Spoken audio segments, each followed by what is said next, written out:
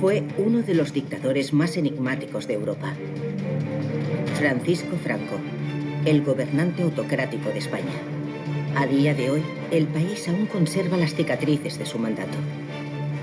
Uno de sus soldados se burló de él cuando le dio una orden. Franco sacó rápidamente la pistola y lo mató a tiros. Se hizo con el poder mediante una sangrienta guerra civil. Y gobernó el país durante 40 años con mano de hierro. Dijo, me da exactamente igual matar a la mitad de los españoles con tal de no convertirnos en marxistas. Un déspota, al que ni siquiera conocían bien sus confidentes más cercanos, un hombre con 1000 caras. Franco, en privado, cuando estaba con sus amigos, si es que podemos llamarlos así, era un charlatán. No callaba ni debajo del agua. Y evidentemente, cuando llegó al poder, nadie se atrevía a hacerle callar. Tras la muerte de Franco en 1975, España era un país dividido. El legado del dictador escondía muchos secretos. ¿Quién fue ese tal Francisco Franco?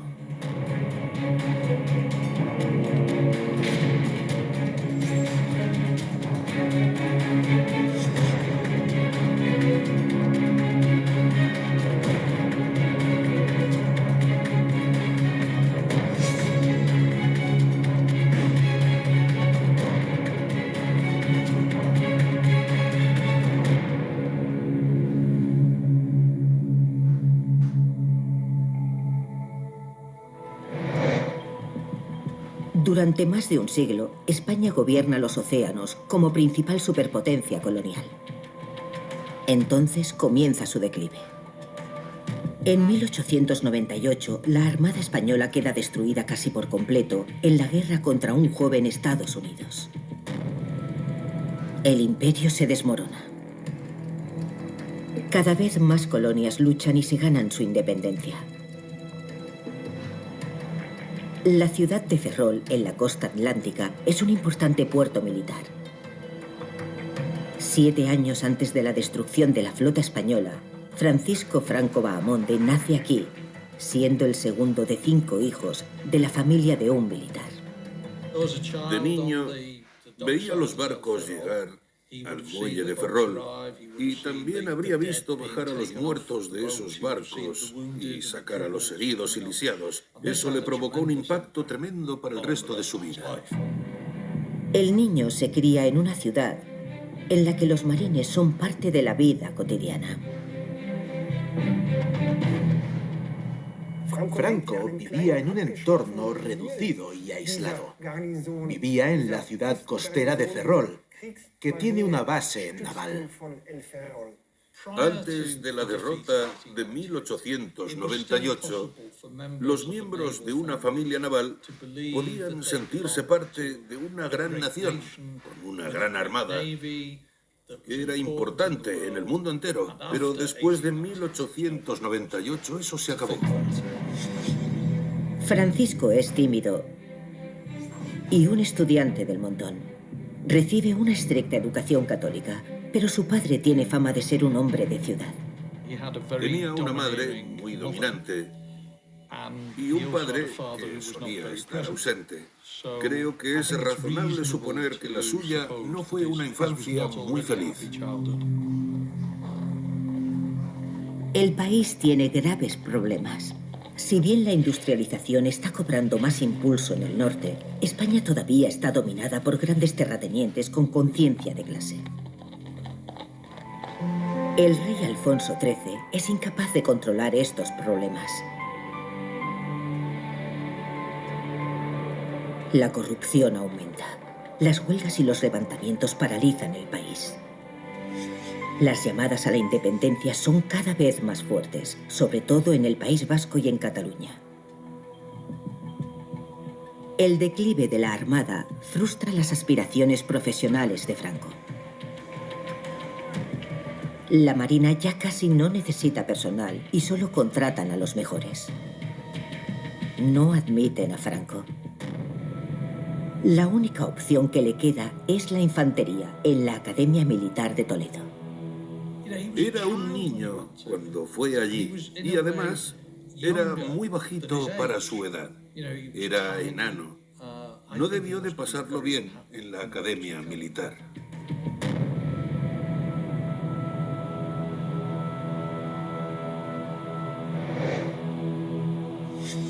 Hay levantamientos en Marruecos. España corre el riesgo de perder su última colonia. El ejército tiene la tarea de restablecer el orden. Franco se une a la misión de África. Cuando sus compañeros soldados se burlan de su estatura, ya que solo mide 1,63 m, él reacciona bruscamente.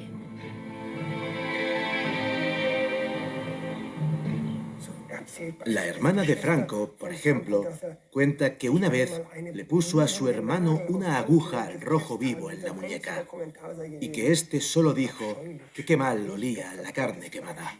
Para mí, alguien que no conoce el miedo tiene graves problemas de personalidad. Probablemente Franco no conocía lo que era el miedo. La misión de Marruecos está marcada por una gran crueldad. Ambos bandos maltratan a los prisioneros. Francisco Franco asciende de rango en el campo de batalla colonial. A los 22 años se convierte en el capitán más joven del ejército español. Su seña de identidad es una estricta disciplina. Una de las cosas por las que más destacó es porque prácticamente no le interesaba lo más mínimo el sexo, ni tampoco bebía, mientras que muchos de sus compañeros, sus camaradas, intentaban sobrellevar las duras condiciones de ese momento con la bebida, el juego o las prostitutas. Él no hacía nada de eso. En cambio, Franco se pasa las noches analizando mapas y planeando ataques contra los asentamientos rebeldes. Su enfoque se vuelve cada vez más despiadado. A los militares que adquirieron su experiencia principal en África se les llamó africanistas. Su principal tarea era aterrorizar a la población colonial. Y luego volvieron a la península ibérica con esa actitud. Este hecho moldeó mucho a Franco, aparte de las amistades que hizo allí. Hay una historia famosa que dice que, como era barrigón y tenía la voz un poco aflautada, uno de sus soldados se burló de él cuando le dio una orden. Entonces Franco sacó rápidamente su pistola y lo mató a tiros. La guerra de Marruecos, que fue una guerra muy dura y salvaje, demostró que Franco era un asesino muy despiadado.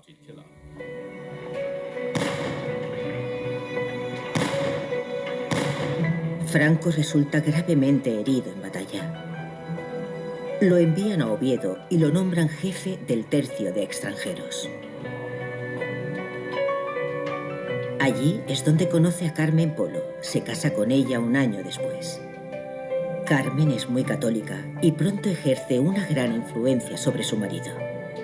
Él buscaba un buen partido y ella venía de una familia rica. A la familia de ella le indignaba que se casara con un militar, porque la vida de los militares en esos días, con lo que suponían los ascensos, era muy peligrosa. Se dice que su padre le dijo: no puedes casarte con él, es peor que casarse con un torero. En un diario que se publica poco después, registra sus experiencias como combatiente en África. Habla de las valientes misiones de un batallón español y de su audaz líder. Pero, ¿realmente tenía las cualidades de un gran líder militar? Franco no era ningún estratega brillante. Era muy inteligente en lo que respectaba a la política, en un sentido maquiavélico, y cuando se trataba de superar a sus rivales, de manera que nadie lo desafiaba. Pero como pensador o estratega militar era un inepto. Franco fue el Jürgen Klopp del ejército. Era un entrenador con suerte. Para ser bueno en el fútbol hay que tener suerte. La tensión social en España va en aumento. Los conflictos a menudo desembocan en violencia.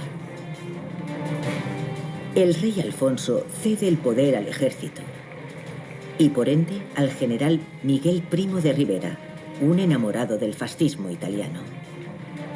España se convierte en una dictadura militar y la carrera de Franco continúa en ascenso. Se dice que una de las razones por las que Franco ascendió tan rápido fue porque siempre se quejaba. Escribió al ministerio para preguntar por qué no había sido ascendido. Logró establecer relación con el rey Alfonso XIII. Franco es ahora general y es nombrado nuevo director de la Academia Militar de Zaragoza. Contrata a instructores militares que, como él, combatieron en Marruecos.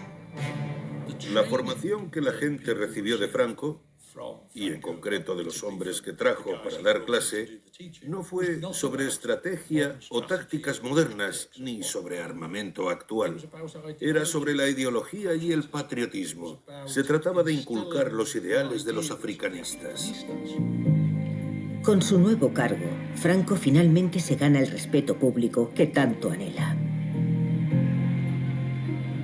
Ahora forma parte de la alta sociedad local.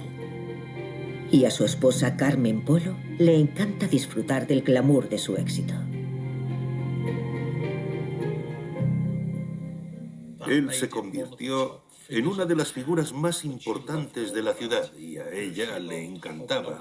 Adoraba codearse con el arzobispo, el alcalde y las autoridades locales. Eran las cosas que le importaban. La pareja tiene una hija, Carmencita. Pronto corren rumores de que la niña en realidad no es de Franco, sino de su hermano menor, Ramón. Y que la madre biológica no es Carmen Polo, sino supuestamente una prostituta. El hecho es que nunca se la vio embarazada. Y existen pruebas circunstanciales bastante claras de que Franco tenía muy poco interés en el sexo. Esto puede deberse a la grave herida que se hizo en 1916, según se dijo siempre, en la parte inferior del abdomen.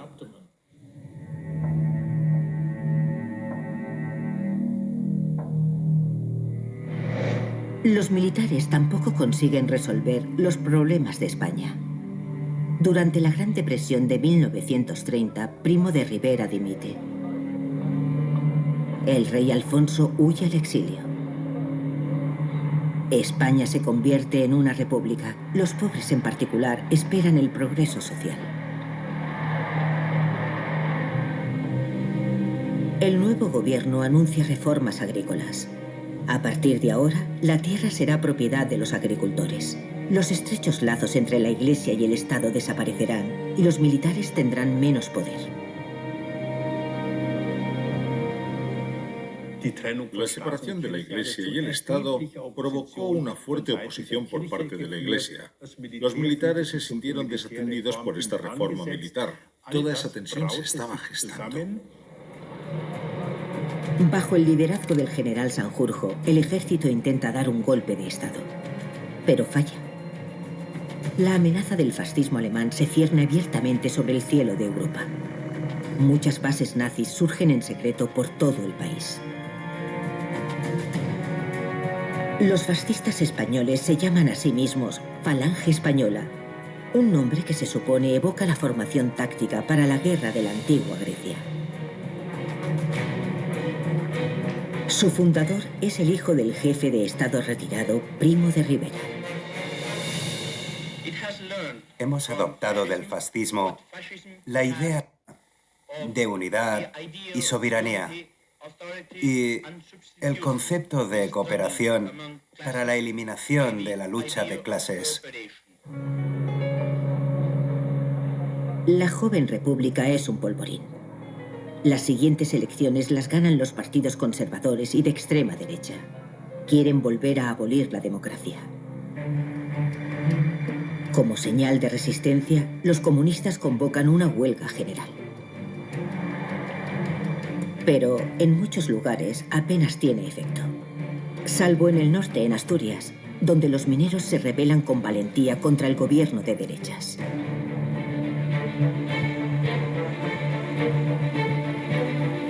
Llaman al general Franco. Él quiere aprovechar esta oportunidad para su propio beneficio.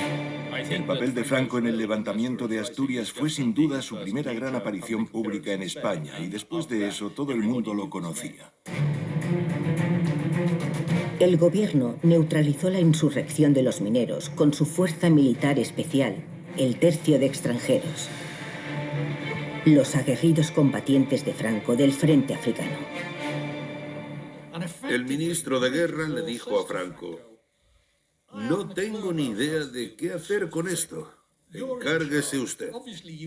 Obviamente, no podemos decir que está al mando, pero haga lo que crea necesario. Luego, páseme los documentos y yo los firmaré.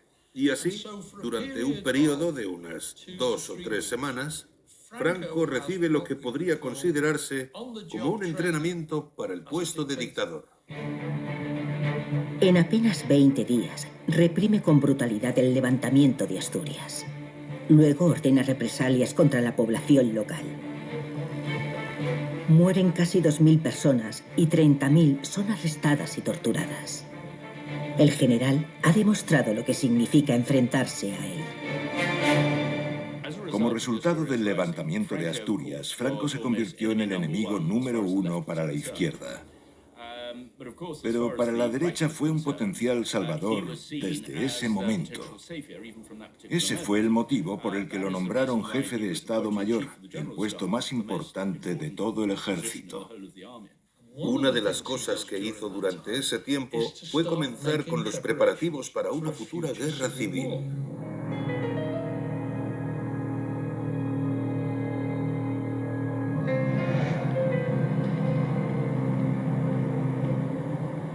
España sigue dividida a nivel político. Durante las elecciones generales de 1936, la coalición liberal de izquierdas, el Frente Popular, obtiene una inesperada victoria. ¿La democracia logrará perdurar? Los conservadores y los militares ya están planeando un nuevo golpe. En ese punto, los militares se dieron cuenta de que si no actuaban entonces, ya no tendrían la oportunidad, por medios democráticos, de detener ese socavamiento de sus intereses de siempre. El general Emilio Mola es el líder de los conspiradores. Junto con otros generales, quiere hacerse con el poder. Pero solo unos pocos vivirán para ver la nueva España. Uno de los cómplices opta por quedarse en un segundo plano. Francisco Franco Bahamonde. La unidad de la Policía Armada de la Guardia Civil sigue siendo leal a la República. Cuando se extienden los rumores sobre un golpe inminente, el gobierno exilia a los generales fuera de la ciudad. Franco se traslada a Canarias. Lo único que Franco tenía claro era que no se podía dar un golpe de Estado contra la Guardia Civil. De hecho, tal y como fue la cosa, tuvo mucha suerte de no terminar en la cárcel. Durante su exilio en Tenerife, Franco se siente como en casa. Aprende inglés, juega al golf y sigue moviendo los hilos en secreto para dar un golpe.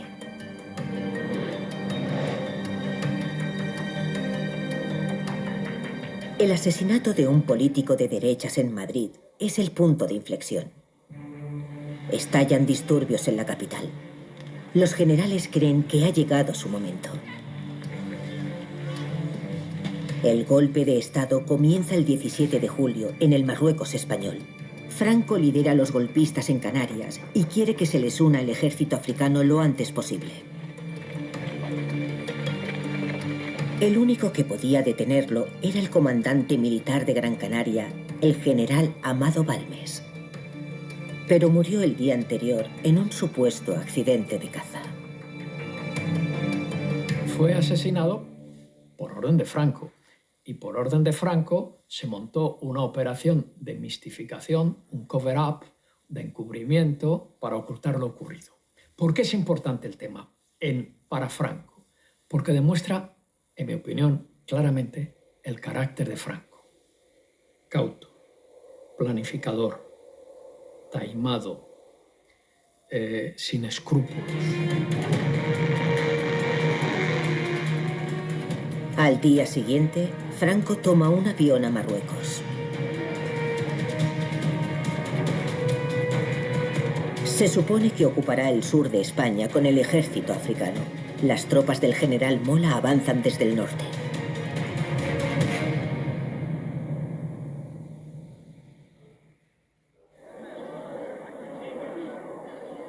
El gobierno electo reconoce la gravedad de la situación y hace un llamamiento a las armas. Los buques de guerra republicanos bloquean el paso de los golpistas enfrente de Gibraltar. De momento, el ejército africano de Franco no puede llegar a España. Pero estos militares son de gran importancia para el golpe. De todos los generales que había, cada uno con sus distintas funciones, Franco era el que dirigía la única parte de las Fuerzas Armadas españolas que realmente funcionaba. Franco tiene un plan y una buena relación con los nazis de Alemania. Antes de la guerra civil, Franco ya se había reunido varias veces con el almirante Canaris, jefe de inteligencia alemán. A Canaris le gustaba mucho España y viajaba allí con frecuencia. Se dio cuenta de que Franco era, obviamente, una figura importante en ascenso dentro del ejército español y mantuvo el contacto con él. ¿Quieres decirle algo a los niños alemanes? ¿Pero qué les digo? Lo que quieras. Anda. Pido a Dios que todos los niños del mundo no conozcan los sufrimientos y las tristezas que tienen los niños que están aún en poder de los enemigos de mi patria. Como fan de Wagner, Adolf Hitler visita el Festival de Bayreuth como todos los veranos. Franco pide ayuda a dos empresarios alemanes de los que se hizo amigo en Marruecos. Johannes Bernhard y Adolf Langenheim van a ver a Hitler. Los dos miembros del Partido Nacional Socialista Alemán viajan específicamente a Bayreuth y le entregan a Hitler una carta personal de Franco.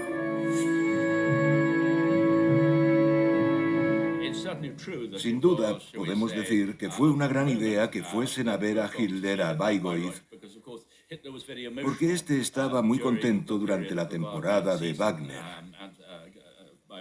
Y también era muy representativo que Goering quisiera llamar a la operación Fuego Mágico, como si fuera el acto final. Hitler actúa de inmediato. Envía aviones de transporte a Marruecos y una escolta de 6 aviones de combate. Sin este puente aéreo, el golpe no habría salido adelante. Alemania jugó un papel muy importante para hacer que esta guerra civil prosperase. En principio, el general Sanjurjo, que había sido desterrado a Portugal, iba a liderar a los rebeldes. Pero fallece en un accidente de avión de camino a España. Así, Franco se pone al mando de todas las tropas del sur. El general Mola sigue avanzando por el norte. Se supone que Franco tomará Madrid. En un movimiento sorpresa, cambia de planes y envía la mayor parte del ejército a Toledo. Los republicanos ejercen un fuerte control sobre esta ciudad. El asedio le cuesta a Franco varias semanas, pero finalmente logra hacerse con la histórica fortaleza del Alcázar. Fue un movimiento momento vital para los nacionalistas, porque el Alcázar era considerado como un símbolo de la supervivencia, valentía y sacrificio de los republicanos. Fue un momento determinante para preparar su ascenso al liderazgo y tener el control total sobre el movimiento nacionalista. La victoria en Toledo hace famoso a Franco. Él la usa como propaganda para cumplir sus objetivos. La semilla de nuestro patriotismo regada con la sangre de tantas mártires hará fecunda la cosecha, de la cual las mejores espigas las hemos de depositar en el altar augusto de la patria. Franco apeló a un público nacionalista. Las beatas, mujeres muy devotas y la clase media estaban aterrorizadas por el comunismo y el socialismo. Lo consideraban el general más despiadado y radical de todos. Y casi lo era. Hacía tiempo que Hitler y Mussolini se habían dado cuenta de lo útil que sería otro estado fascista en Europa. Pero España solo recibirá dinero y armas con una condición.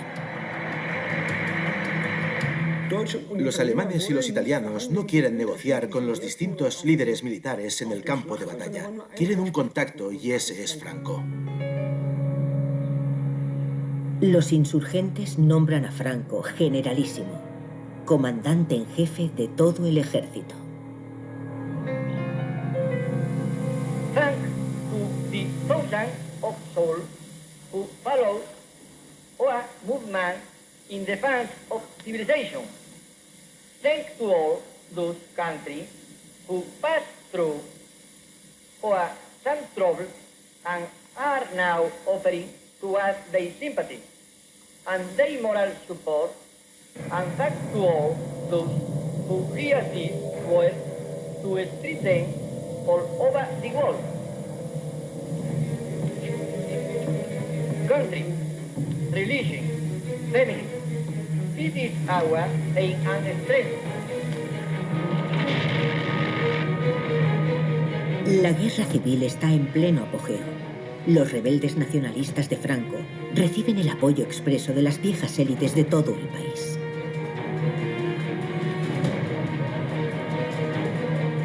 Los defensores de la República son una amplia alianza que abarca desde liberales hasta comunistas. En Cataluña, los anarquistas de izquierdas asumen el poder de forma temporal.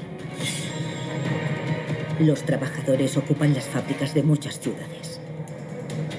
Los propietarios son arrestados y a menudo incluso ejecutados. Se confiscan sus propiedades. Los campesinos también se rebelan y luchan por colectivizar los campos. Varios grupos pelean del lado de Franco. Los fascistas de la Falange española se vuelven más fuertes. Franco había ignorado a la Falange hasta que estalló la guerra civil. Recordemos que en las elecciones de febrero de 1936 obtuvieron poco más de 1000 votos por provincia en España. Curiosamente, su poder aumentó tras el inicio de la guerra, cuando José Antonio Primo de Rivera ya estaba en prisión. Había sido detenido por el gobierno republicano. Franco se da cuenta de lo útiles que pueden serle los fascistas armados. En abril, declara a la Falange como el partido oficial del Estado. Y él mismo se pone a la cabeza.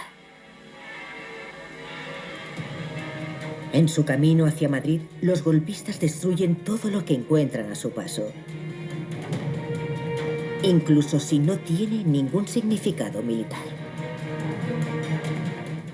Dijo, me da exactamente igual matar a la mitad de los españoles con tal de no convertirnos en marxistas. Esas fueron sus palabras. Miles y miles de cuerpos allanan el camino de Franco hacia el poder. Incluso los alemanes y los italianos se sorprendían a veces de la crueldad que mostraba. Una vez le dijo al embajador italiano de Mussolini, tengo que conquistar cada centímetro cuadrado de España para controlar así a toda la población rural. Cuando Hitler habla de un Reich de 1000 años, para Franco, eso es un pensamiento a corto plazo. La guerra civil es un baño de sangre. Ambas partes cometen sistemáticamente crímenes contra civiles. La población de todo el mundo está conmocionada.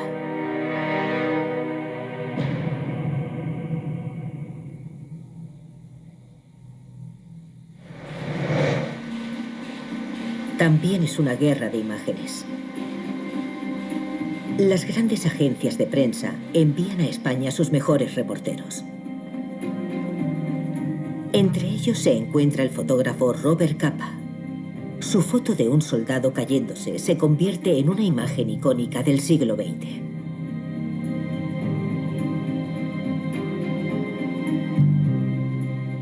Un periodista alemán también informa desde España. El corresponsal Herbert Fram escribe sobre la guerra civil para varios periódicos. Al principio huyó del régimen nazi a Noruega y poco después se cambió el nombre. Ahora se llama Willy Brandt.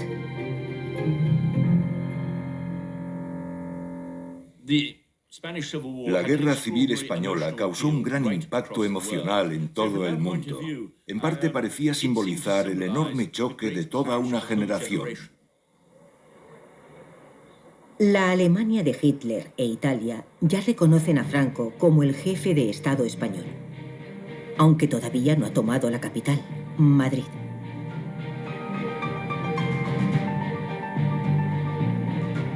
Los republicanos reciben refuerzos. Las brigadas internacionales, voluntarios de todo el mundo. Muchos de ellos tienen una mentalidad comunista, pero la mayoría nunca ha empuñado un arma. Su motivación era la siguiente. Tenemos que detener la expansión del fascismo en Europa. España va camino de convertirse en un nuevo Estado fascista. La guerra civil española fue una lucha de todos. Se materializó muy rápidamente. Entre los luchadores de izquierdas hay muchos intelectuales destacados, como los escritores Ernest Hemingway y George Orwell. O el holandés Joris Ivens, famoso director de cine documental. Ivens se pasa meses filmando las escenas de la Guerra Civil Española. Su documental se convierte en una acusación antifascista en todo el mundo.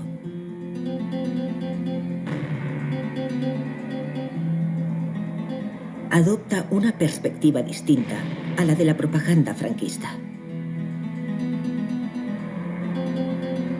Las tropas de Franco llevan mucho tiempo librando una guerra desde el aire, con una gran ayuda de Alemania. Los ataques afectan principalmente a la población civil. General Franco ruft die gesunden Kräfte zur Abwehr des Bolschewismus, zur Rettung des Vaterlandes auf. Das nationalsozialistische Deutschland unterstützt ihn beim Kampf gegen den übermächtigen Feind und seine internationalen Helfer. Auf dem schnellsten Wege werden Kriegsmaterialien und die ersten deutschen Freiwilligen, der Grundstock der späteren Legion Condor, in Sonderflugzeugen nach Spanien überführt. La Legión Cóndor es una unidad especial de la Fuerza Aérea Alemana que se encuentra bajo el mando de Wolfram von Richthofen. Su existencia se niega oficialmente hasta 1939, a pesar de que los alemanes ya habían proporcionado una ayuda crucial para el puente aéreo de Franco al comienzo del golpe. Básicamente tenía la mejor tecnología disponible. Eso marcaba la diferencia. Contaba con la ayuda encubierta de Londres, lo que impedía que la República se armara. Y recibía mucho apoyo de Mussolini. Tenía 80.000 soldados italianos. Pudo haber ganado la guerra muy deprisa. Pero Franco continúa con su plan inicial: controlar cada centímetro cuadrado del país. Se dice que Mussolini y Wolfram von Richthofen se tiraban de los pelos debido al enfoque innecesariamente lento y agotador de Franco. Decían que Franco no sabía combatir, que no era un estratega militar y que no era capaz de dirigir una guerra. ¿El generalísimo sabía perfectamente lo que estaba haciendo?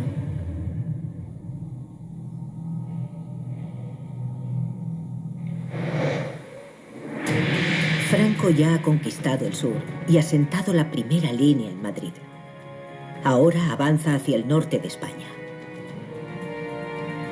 En abril de 1937, su ejército pone las miras en la localidad vasca de Guernica. Desde el siglo XIV, Guernica es un lugar sagrado y símbolo de la independencia para los vascos.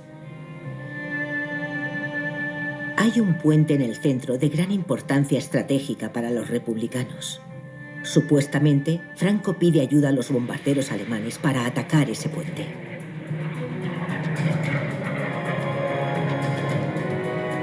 La Legión Cóndor arroja aproximadamente 30 toneladas de bombas y mata a unos 300 ciudadanos.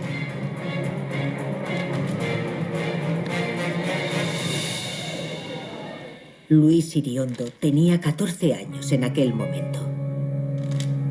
Perdió a familiares y amigos. Su hermano se quedó traumatizado de por vida.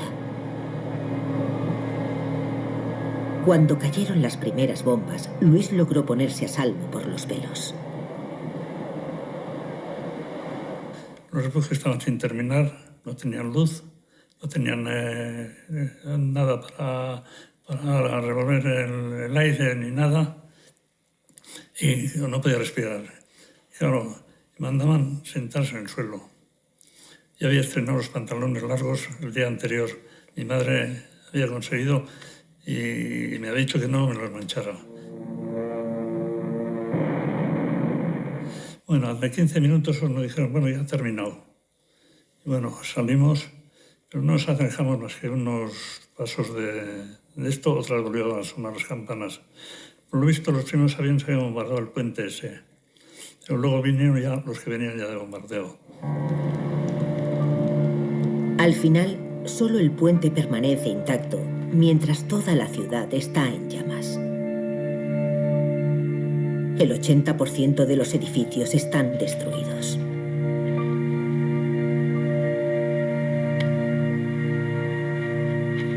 Si lees el diario que escribió Richthofen, queda bastante claro lo que fue. Fue un acto de terror. Von Richthofen escribe: Guernica, un pueblo de 5.000 habitantes, ha sido completamente arrasado. Fue muy interesante ver el inicio del fuego y el derrumbe de varias casas. La pequeña brigada de bomberos que acudió desde San Sebastián estaba impotente. Para la Fuerza Aérea Alemana, lo de Guernica no solo supone prestar ayuda a Franco, sino que también es un ensayo para la Segunda Guerra Mundial. Los aviones alemanes bombardean iglesias para probar los ataques contra edificios de piedra.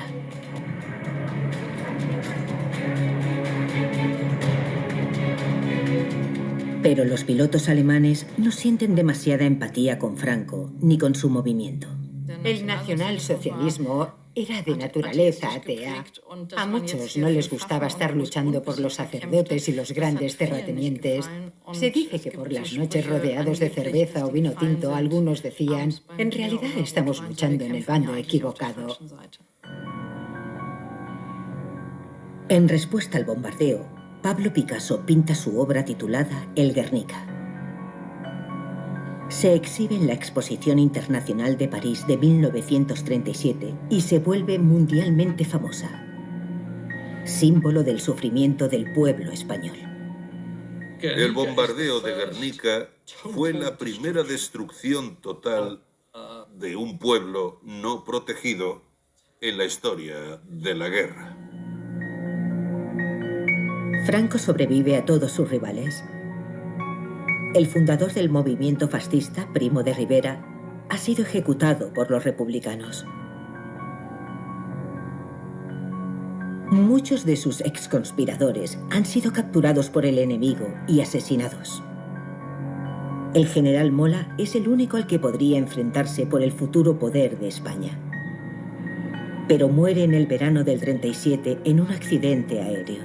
A día de hoy, la causa de la muerte sigue siendo incierta.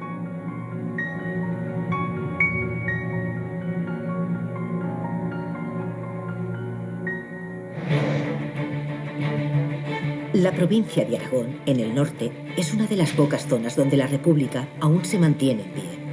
La resistencia es más fuerte en Belchite. Franco dirige allí a todos los efectivos militares. Atacan el municipio durante 2 semanas hasta que queda destruido. Ha caído Aragón. Ahora Franco controla casi toda España. Su victoria parece inevitable. Pero no se vislumbra el final hasta julio de 1938, en el río Ebro, al suroeste de Cataluña. Franco participa personalmente en la batalla del Ebro. Será una de las batallas más largas y crueles de la guerra. Se dice que al final el río se puso rojo. El factor decisivo de la guerra fue, sin duda, la total superioridad aérea del bando franquista gracias a la Legión Cóndor. No exageramos si decimos que si la intervención alemana e italiana, sobre todo si la alemana, Franco no habría podido ganar la guerra. Ahora solo faltan las grandes ciudades. Franco tenía a Madrid y a Barcelona asediadas desde hacía meses. Aislados del mundo exterior, sus ciudadanos se mueren de hambre. Ambas ciudades son bombardeadas desde el aire casi a diario, durante semanas. Franco llegó al día siguiente. Su ejército entró en Barcelona.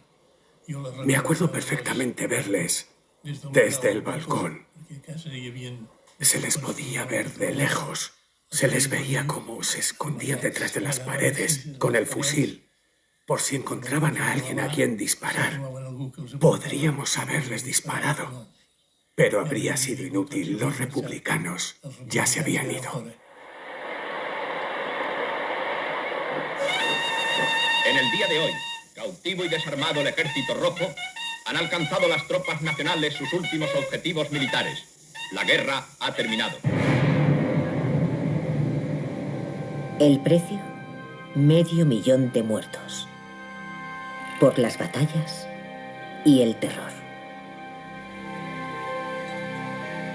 ¿Cómo pueden ser compatibles tanto dolor y muerte con la fe cristiana de Franco y su esposa profundamente católica? Hay anécdotas sobre gente que la conocía y hablaba con ella para pedirle que intercediera y evitase que Franco ejecutara a alguien o cosas así. Ella les contestaba que Paco estaba demasiado ocupado para molestarlo. Carmen no hizo absolutamente nada para suavizar o limitar su crueldad. Tras 3 años de guerra civil, el joven bajito de Ferrol se ha convertido en el gobernador de España. Franco ha logrado su objetivo, pero su reinado del terror no ha hecho más que comenzar.